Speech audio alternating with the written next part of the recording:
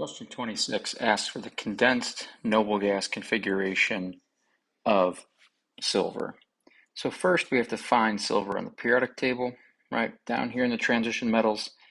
And next it's the condensed configuration. So for the condensed configuration, we're going to go to the nearest complete noble gas, the nearest complete noble gas being krypton. After krypton, we're in the fifth quantum level.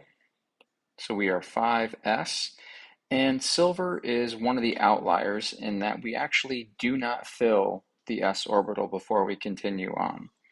It only puts one electron in the s orbital and then continues on with the d orbitals. So silver is actually 5s1, 4d10. It still has 47 electrons, it just skips filling the 5s orbital before it gets to the d orbitals.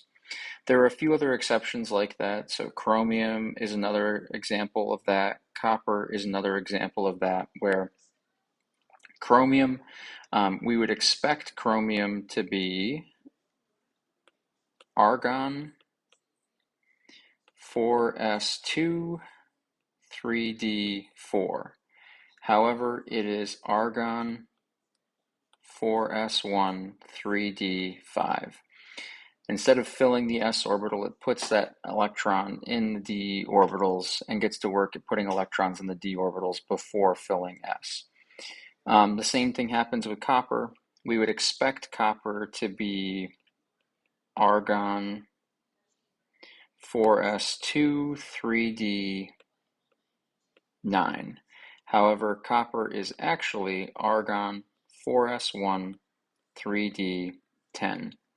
For that very same reason, that it does not fill the s orbital before it starts putting electrons in the d orbital. And that's because the s and d orbitals are very, very close in energy. So it just so happens with some of those configurations, because the orbitals are so close in energy, that we actually put electrons in the d orbitals before filling the s orbitals.